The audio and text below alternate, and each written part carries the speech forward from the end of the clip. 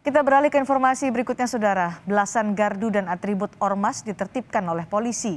Gardu ormas dialihfungsikan sebagai fasilitas publik milik warga sekitar. Di Pasar Pejagalan Tambora, Jakarta Barat, atribut ormas ini diturunkan. Selain itu, gardu ormas juga dicat ulang untuk menghilangkan simbol-simbol ormas. Kepolisian dan warga juga menurunkan berbagai atribut ormas yang terpasang di sekitar permukiman warga. Sejauh ini, belasan gardu ormas di sekitar wilayah Tambora sudah ditertibkan.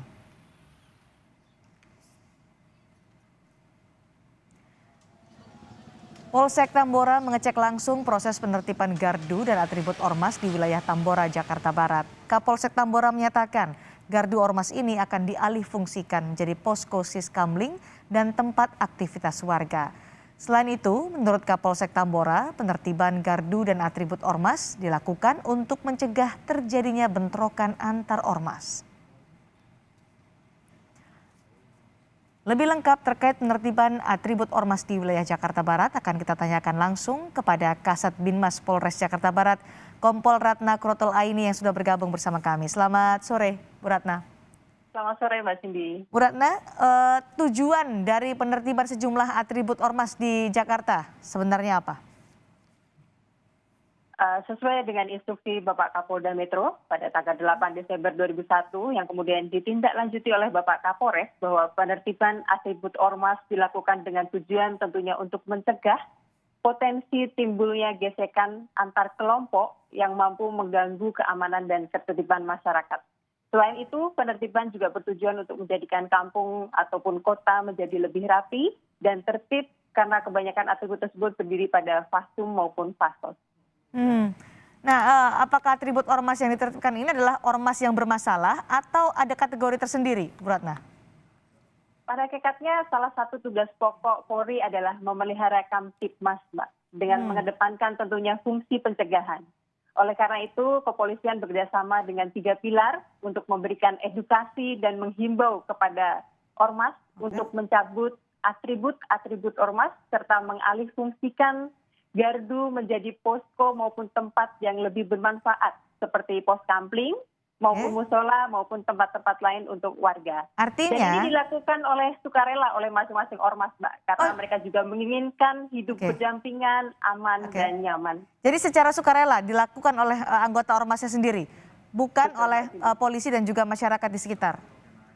Tentunya oleh Polri menghimbau kepada ormas dan juga dibantu dengan masyarakat sekitar karena tentunya untuk hidup aman dan nyaman supaya tidak timbul potensi gesekan dari ormas. Atribut ormas yang ditertibkan ini semuanya tidak pandang ormas ini punya masalah sebelumnya atau kategori-kategori tertentu, artinya tidak pandang bulu semua atribut ormas yang ditertibkan? Semua, Mbak. Semuanya? Iya. Oke, apa sebenarnya pemicu penertiban atribut ormas ini, Bu?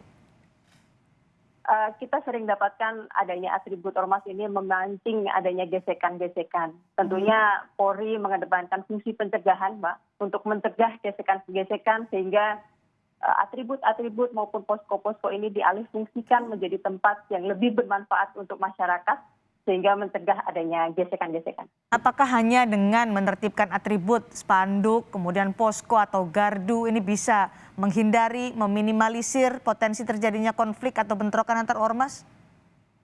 Tentunya iya, Mbak, karena dengan alih fungsi tentunya tidak mengeksklusifkan satu kelompok ormas tertentu dan tidak memancing adanya ormas yang lain ketika melintas kemudian terjadi adanya gesekan. Dan posko-posko ini dapat dialihfungsikan untuk lebih bermanfaat bagi masyarakat. Apakah hanya sekedar berhenti pada penertiban atribut berupa spanduk, berupa gardu atau posko ini untuk bisa menertibkan ormas-ormas ini, atau ada pembinaan selanjutnya dari pihak kepolisian? Tentunya edukasi dan himbauan dari Polri akan terus berlanjut, Mbak. Dan ini adalah untuk memberikan edukasi kepada masyarakat untuk lebih hidup rukun dan tentunya sama-sama menjaga keamanan dan ketertiban di wilayah Jakarta Barat khususnya. Ini kan dilakukan penertiban atribut ormas ini setelah ada statement atau pernyataan dari Presiden Joko Widodo. Apakah itu yang menjadi penggerak untuk menertibkan spanduk-spanduk, kemudian atribut ormas ini, Bu Ratna? Tentunya selain dari adanya instruksi dari Presiden, tentunya kita sikapi bersama bahwa adanya gesekan-gesekan di masyarakat belakangan. Tentunya Polri mengedepankan upaya pencegahan, Mbak, dengan penurunan atribut dan kemudian pemberian edukasi, kemudian pengalih fungsian posko, diharapkan juga akan mampu meredam. Sampai kapan penertiban atribut ormas ini dilakukan, Bu Ratna? Tentunya sampai tentunya seluruh atribut maupun posko-posko ini tidak mengindikasikan ataupun merepresentasikan ormas, dan ini lebih diperuntukkan ataupun dialihfungsikan untuk kegiatan-kegiatan masyarakat yang lebih bermanfaat. Ada penolakan, Bu Ratna, selama penertiban atribut ormas ini?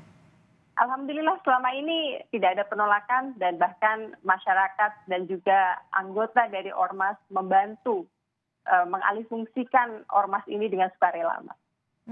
Di Jakarta Barat hari ini sudah dilakukan penertiban di berapa wilayah, Bu Ratna? Di beberapa wilayah kami ada 8 polsek dan hampir seluruh polsek melakukan penertiban, dan hampir 50 lokasi, lebih dari 50 lokasi telah dilakukan penertiban, Pak. Apakah ini artinya di Jakarta Barat sudah seluruhnya bebas dari atribut dan juga gardu atau posko ormas? Insya Allah dalam waktu dekat, Mbak, dan untuk posko-posko akan dialihkan menjadi tempat yang lebih bermanfaat untuk masyarakat sekitar. Oke, berikutnya Bu Ratna, tidak hanya soal atribut tentunya untuk bisa menghindari gesekan, karena ini hanya satu faktor ya untuk menghindari gesekan atau konflik antar ormas. Apakah ada sanksi-sanksi juga disiapkan untuk ormas-ormas yang bermasalah, ormas-ormas yang menolak untuk ditertibkan?